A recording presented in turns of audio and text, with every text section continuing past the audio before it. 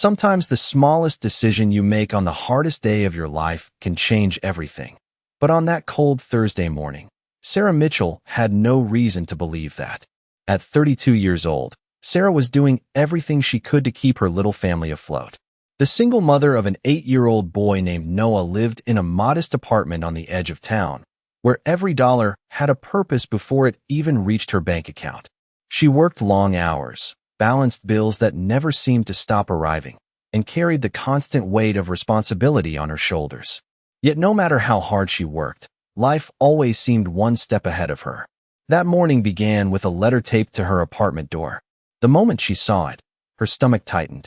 She already knew what it was before she picked it up. The property manager had given her another warning. Rent was overdue again. Sarah stared at the paper for several seconds before folding it carefully and slipping it into her purse. She didn't want Noah to see it. Her son was sitting at the small kitchen table finishing breakfast, unaware of the growing pressure surrounding them.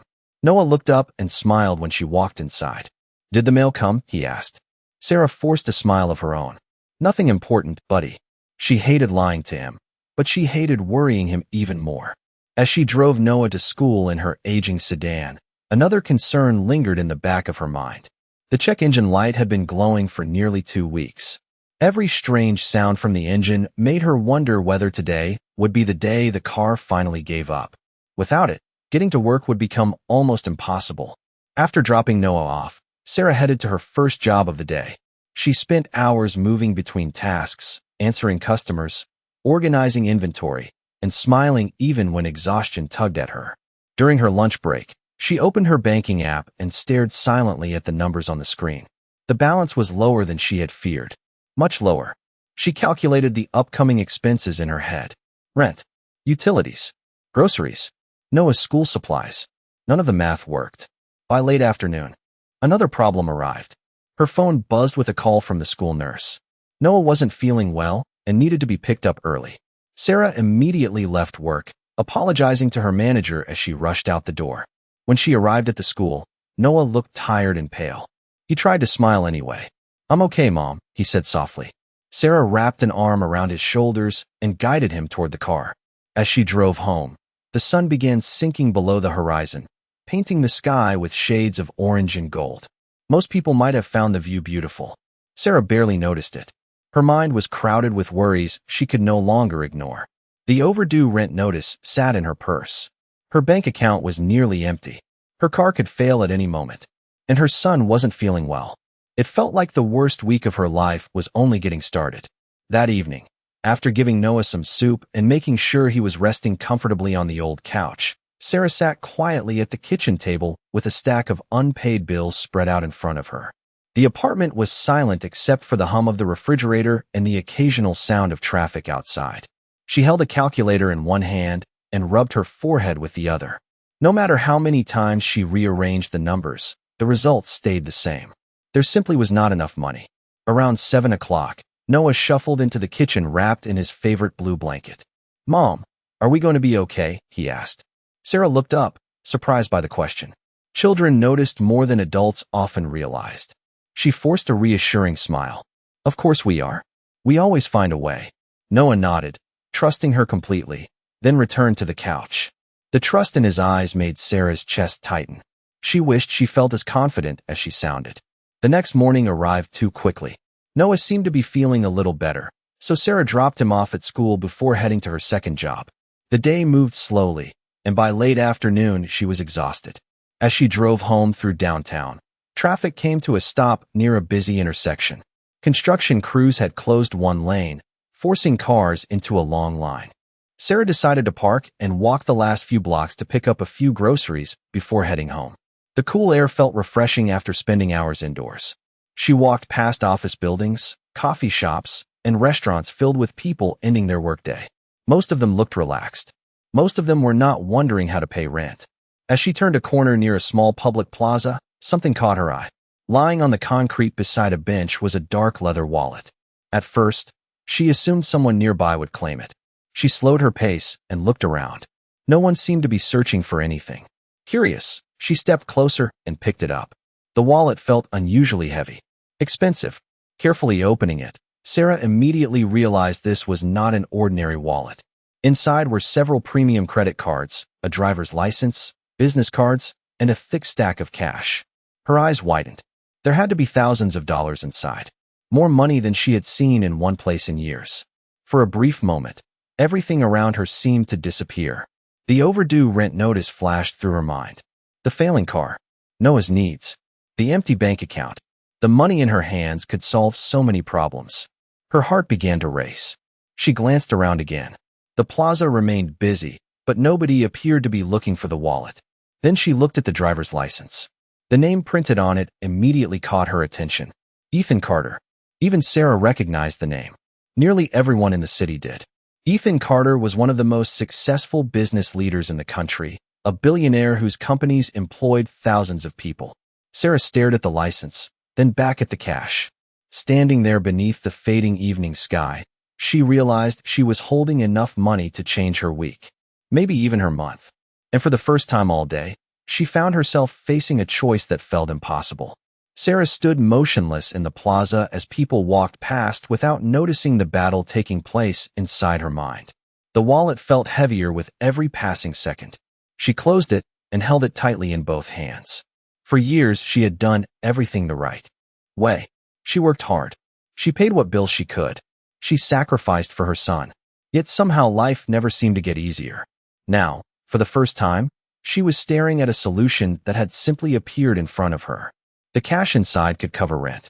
It could buy groceries. It could help repair her car. It could give her room to breathe. Sarah slowly sat down on the empty bench nearby. Her thoughts raced from one possibility to another. Nobody had seen her pick up the wallet. Nobody knew it was in her possession. She opened it once more and looked through the contents. The cash alone could solve several immediate problems.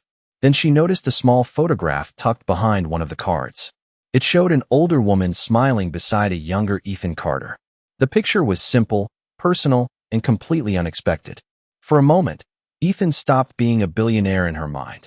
He became a son, a real person who had likely lost something important. Sarah slipped the photograph back into place and released a slow breath. Her phone suddenly buzzed. It was a text message from her friend Melissa. Earlier that week, Sarah had confided how difficult things had become. Without thinking, Sarah called her. After listening to the situation, Melissa immediately understood why Sarah sounded conflicted. "You found that much cash?" Melissa asked. "Sarah, I am not saying it is right, but if anyone can afford to lose it, it is a billionaire." Sarah looked down at the wallet. "I know. Your rent is overdue. Your car is falling apart. Noah has been sick. Maybe this is the break you needed." The words were tempting because they sounded practical. For several seconds, Sarah did not respond. Then she remembered Noah asking the night before if they were going to be okay. She remembered promising him that they would. Not because money would appear from nowhere, but because she wanted him to grow up believing that integrity mattered even when life was difficult. "I cannot do it," she finally said. "What?" Melissa asked. "I cannot keep something that is not mine." After ending the call, Sarah stood up and examined the business cards inside the wallet. One listed a corporate headquarters, downtown. Another included a direct contact number. Her decision had been made, even if it felt painful. She dialed the number. A professional voice answered within moments. Sarah explained what she had found. The person on the line immediately became serious and asked several questions to verify the wallet's contents.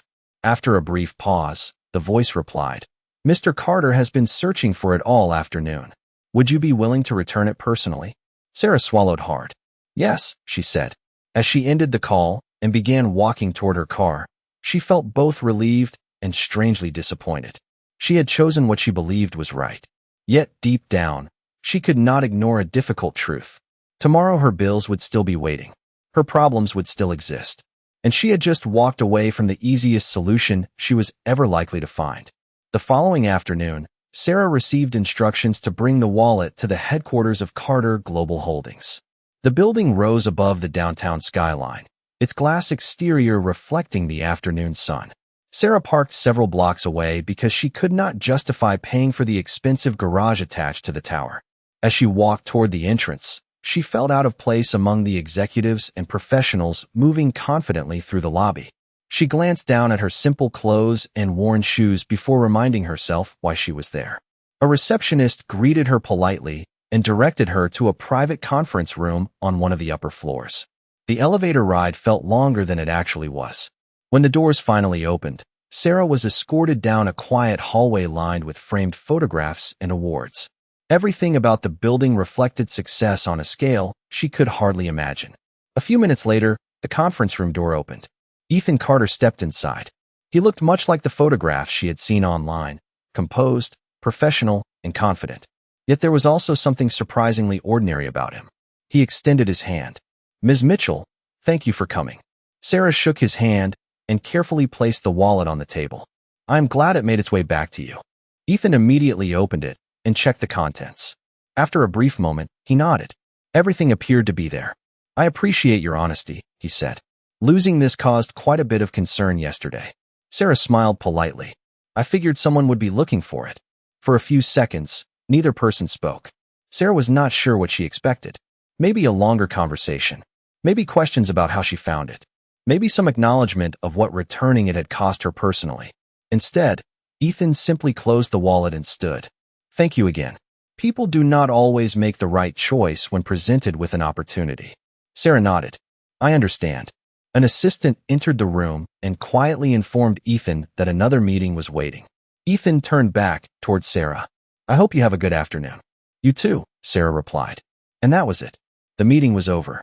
As she rode the elevator back down to the lobby, a strange emptiness settled over her. She had not returned the wallet expecting a reward. At least that was what she kept telling herself. Yet a small part of her had imagined that maybe something positive would come from doing the right thing. Perhaps a gesture. Perhaps an opportunity. Instead, she walked out of the building exactly as she had entered it. Same worries.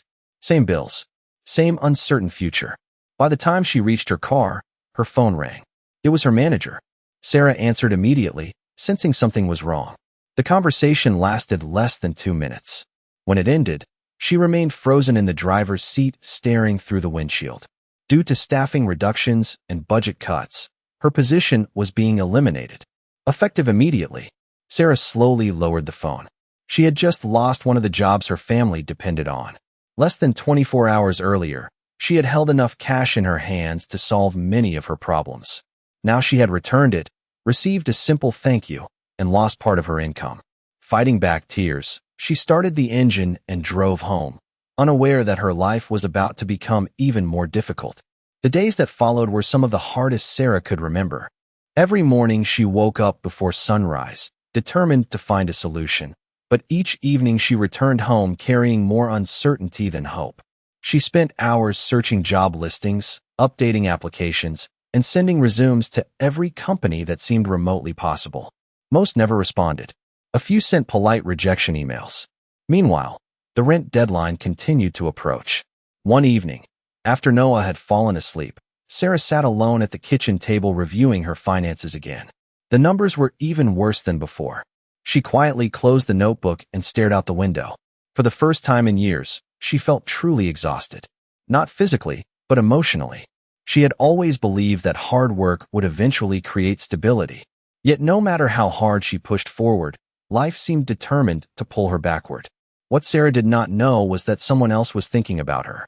Back at Carter Global Holdings, Ethan Carter found himself replaying their brief meeting. He had met thousands of people throughout his career. Investors, executives, politicians, entrepreneurs. Most wanted something from him. Many expected special treatment. Sarah had asked for nothing. She had returned a wallet containing enough cash to solve immediate problems for many families, and she had walked away with only a simple thank you. Something about that stayed with him. 2 days after their meeting, Ethan asked his chief of staff a simple question. "Tell me more about Sarah Mitchell." The request was unusual, but not inappropriate. Basic background information was gathered through public records and professional references. What Ethan learned surprised him. Sarah had worked consistently for years. Her employment history showed reliability and strong performance. Former supervisors described her as dependable, honest, and hardworking. There were no signs that her decision to return the wallet had been an isolated act of integrity. Instead, it appeared to be part of her character. The more Ethan learned, the more curious he became. One reference recalled an incident several years earlier when Sarah had discovered an accounting mistake that would have benefited her. Financially, she had reported it immediately.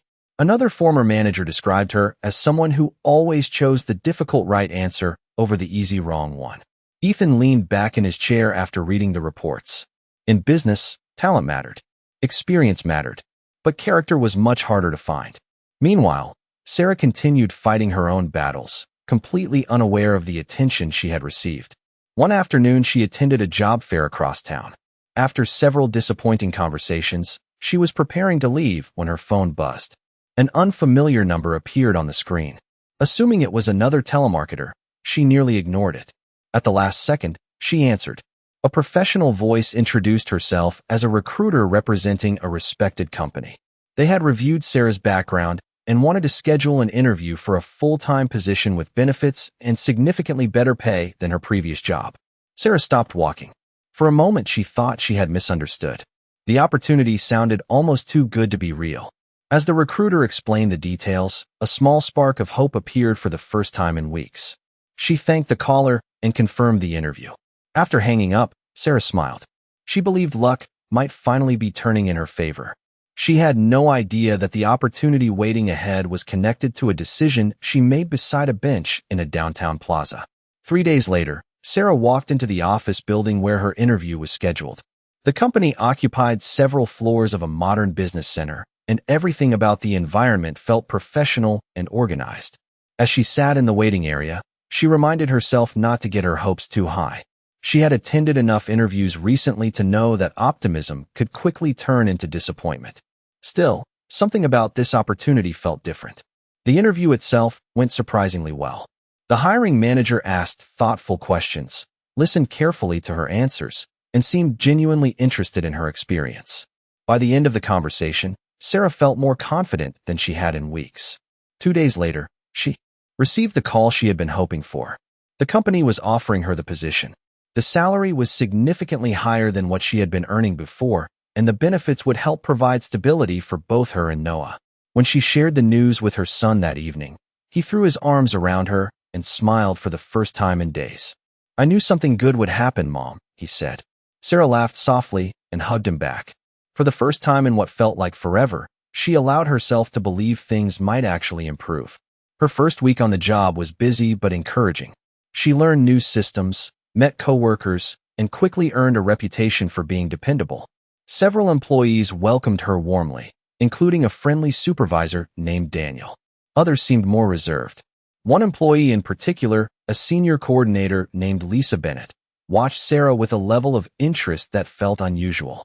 Lisa always appeared polite, but there was something difficult to read beneath her professional smile. During Sarah's second week, an unexpected situation arose. One afternoon, Lisa approached her desk carrying a folder.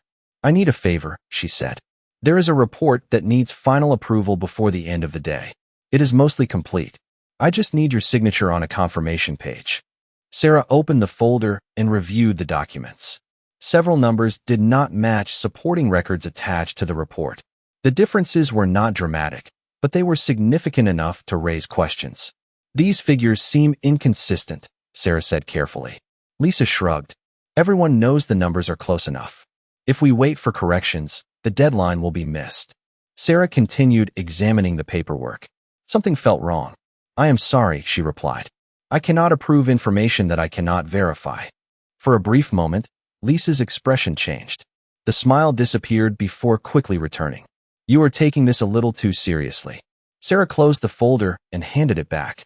"Maybe, but I would rather be careful." Lisa accepted the documents and walked away without another word. The exchange lasted less than 2 minutes. Yet it left Sarah uneasy. Later that evening, as she prepared dinner at home, she thought about the conversation again. She wondered whether she had overreacted. Maybe the issue was minor. Maybe everyone else would have signed without hesitation. Yet deep down she knew why she had refused. The same instinct that led her to return a lost wallet had guided her decision. Integrity was not something she turned on when convenient. It was a choice she made every day, even when nobody seemed to be watching. The following week began with what seemed like a normal Monday morning. Sarah arrived early, organized her workload, and focused on proving that the company had made the right decision by hiring her. For the first few hours, everything felt routine. Then shortly before lunch, an unexpected email changed the atmosphere completely. A financial review had uncovered discrepancies in several internal reports. Management was requesting immediate explanations from everyone connected to the documents. Sarah felt a brief moment of concern, but quickly dismissed it. She had been careful with every assignment she touched. There was nothing to worry about. An hour later, she was called into a conference room. Inside were Daniel, two members of senior management, and Lisa Bennett. The moment Sarah entered, she sensed something was wrong. The room felt tense. One of the managers placed a folder on the table. "Sarah, we need to discuss several approval records associated with your employee account." Confused, Sarah sat down and reviewed the documents. Her heart sank. Attached to multiple reports were electronic approvals carrying her credentials. Reports she had never approved. Reports containing the same questionable figures she had refused to sign days earlier. "There has to be a mistake," Sarah said immediately. "I never approved these." Lisa spoke before anyone else could respond. "That is strange because the system shows your authorization." Sarah looked at her in disbelief. "I specifically refused to approve the documents because the numbers did not match." The managers exchanged uncertain glances. Unfortunately, the electronic records appeared convincing. Every piece of evidence seemed to point toward Sarah. Over the next several hours, questions continued. Sarah answered honestly and consistently, but she could feel confidence in her fading with each conversation. By late afternoon, she was informed that the company was placing her employment under review pending further investigation. The words hit harder than she expected. Just weeks earlier, she had been struggling to survive. Then hope had appeared. Now that hope seemed to be slipping away again. When Sarah returned home that evening, Noah immediately noticed something was wrong.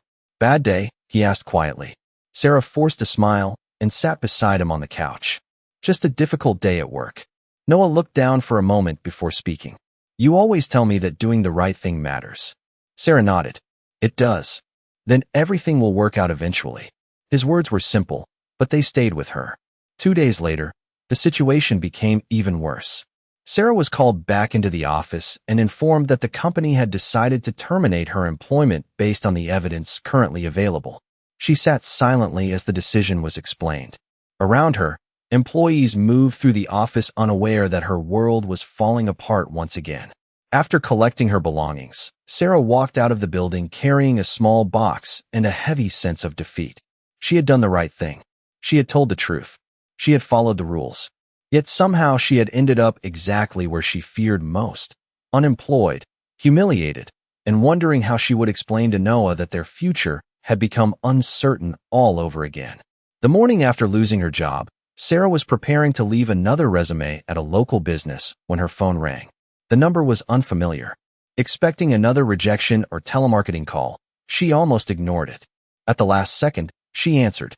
The voice on the other end introduced itself as an executive assistant from Carter Global Holdings. Sarah immediately stopped walking. The assistant explained that a special meeting was taking place that afternoon and that her presence was requested. Confused and skeptical, Sarah nearly declined. She had no connection to the company beyond returning a lost wallet weeks earlier. Still, something in the assistant's tone suggested this was important. Several hours later, Sarah found herself once again entering the towering headquarters she thought she would never see again. She was escorted to a large conference room filled with executives, managers, and department leaders. To her surprise, she recognized several faces from the company that had recently terminated her employment.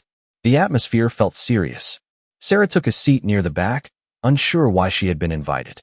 A few moments later, the room fell silent as Ethan Carter entered. He walked to the front and began addressing the group. At first, his comments focused on leadership, accountability, and trust. Then the conversation shifted unexpectedly toward character. Ethan spoke about how companies often evaluate resumes, experience, and performance metrics while overlooking something far more important: integrity. The room listened carefully. Sarah felt increasingly confused. Then Ethan looked directly toward her. "Several weeks ago," he said, "I lost something valuable. Not because of its financial worth, but because it contained items that mattered personally to me." Sarah's heart began to race. Ethan continued. The person who found it had every reason to keep it. She was facing financial hardship. She was under pressure. Yet she returned everything without taking a single dollar. Murmurs spread quietly through the room. Ethan then revealed something nobody expected. After their meeting, he had authorized a private evaluation, not of Sarah's skills, but of her character. The job opportunity had been real. The position had been real. But several situations along the way had been carefully monitored to observe how she responded under pressure. The report Lisa presented had been intentionally flawed. Sarah's refusal to approve it had been documented. The electronic approvals attached to her account had not originated from her actions. Additional security audits had already confirmed that. Several executives shifted uncomfortably in their seats. Ethan then announced the final findings. Sarah had acted honestly at every stage. She had protected company standards even when doing so created personal risk. The accusations against her were completely false. The room remained silent as the truth settled in. Then Ethan delivered the revelation that changed everything. Sarah was not there to defend herself. She was there because she was being offered a permanent leadership position within one of his companies. A position with greater responsibility, higher compensation, and opportunities far beyond anything she had imagined. Tears filled Sarah's eyes as she struggled to process what she was hearing. After weeks of disappointment, setbacks, and humiliation, the truth had finally emerged. And for the first time since finding that wallet, she realized that someone had been paying attention all along. For several seconds after Ethan finished speaking, Sarah could not find the words to respond. The room around her seemed distant, as though everything had slowed down. Weeks of uncertainty, disappointment, and self-doubt suddenly made sense. Every difficult moment had been leading to this one. Ethan walked over and personally handed her the formal offer package. "You earned this," he said. "Not because you returned a wallet, because you proved who you are when life gave you every reason to compromise." Sarah accepted the folder with trembling hands. Throughout her life, people had noticed her mistakes, her financial struggles, and the obstacles she faced. Very few had ever recognized her integrity. That afternoon marked the beginning of a completely different future. Over the following months, Sarah embraced her new role with the same determination she had always brought to every challenge. The difference was that now her hard work finally had room to grow. Her income stabilized. The constant fear of unpaid bills began to disappear. She repaired her car, caught up on rent, and gradually built the financial security she had never been able to achieve before. Yet the greatest changes had nothing to do with money. One evening, several months later, Ethan invited Sarah to a private meeting at the company headquarters. Assuming it was related to business, she arrived carrying notes and reports. Instead, she found a small conference room prepared for a very different conversation. Ethan greeted her warmly and asked her to take a seat. On the table rested a framed photograph. Sarah immediately recognized the image. It was the same photograph she had seen inside the lost wallet, showing Ethan standing beside an older woman. "That was my mother," Ethan explained. "She taught me that character matters more than success. She passed away several years ago, but everything I believe about integrity came from her." Sarah listened quietly. Ethan then slid another folder across the table. "There is something else I want you to see." Confused, Sarah opened it. Inside were documents establishing a new educational foundation. As she read further, tears began forming in her eyes. The foundation included a long-term scholarship program designed to support students with strong character who faced financial hardship. One name had already been approved as its first recipient: Noah Mitchell. Sarah covered her mouth in disbelief. The scholarship would support Noah's educational future for years to come, helping provide opportunities Sarah had never been certain she could afford. "Why?" she asked softly. Ethan smiled. "Because when you found that wallet, you protected more than my property. You reminded me of the values my mother spent her life teaching. I wanted her legacy to help families like yours." That evening, Sarah returned home carrying the news. When she told Noah, his eyes widened with excitement. He immediately hugged her and refused to let go. In that moment, Sarah realized the greatest reward had never been the job, the salary, or the recognition. It was knowing that her son could dream bigger than she ever had. Years earlier, one difficult choice had seemed like a sacrifice. Looking back, she finally understood it had been an investment in a future she could not yet see. And sometimes the right decision does not change your life overnight. Sometimes it quietly opens a door that changes the rest of it forever.